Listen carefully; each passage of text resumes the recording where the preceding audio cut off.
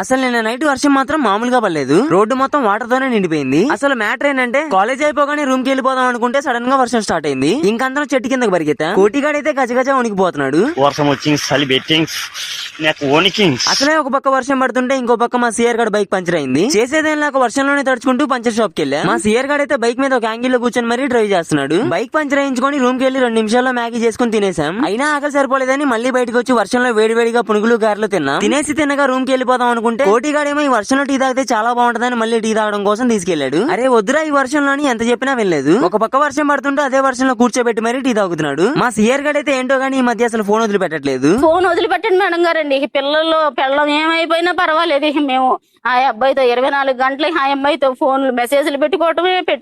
Tea తాగేసి తినగా room కి వెళ్ళిపోదాం అనుకుంటే వర్షం తగ్గిపోయింది కదా, అలా తిరుగుతూ ఎంజాయ్ చేద్దామని సిఆర్ గడ్ గుంటూరు మొత్తం తిప్పేశాడు. ఇలా తిరుగుతున్న ప్రాసెస్ లో సడన్ గా మళ్ళీ వర్షం స్టార్ట్ అయింది. అసలు ఒక రేంజ్ లో పడింది. ప్రశాంతంగా రూమ్ లో పడుకుంటే కోటిగాడేమో టీ తాగుదామని సిఆర్ గడేమో తిరుగుదామని తీసుకొచ్చి వర్షంలో తడిపేశారు. అసలు రోడ్డే కనిపించట్లేదు, మొత్తం మునిగిపోయింది. ఇంకా అలాగే తడుచుకుంటూ రూమ్ కి వెళ్ళిపోయాం. మీరు కూడా వెళ్లే ముందు సబ్స్క్రైబ్ అండ్ ఫాలో మాత్రం మర్చిపోతే. మళ్ళీ కలుద్దాం, వెళ్ళొస్తా.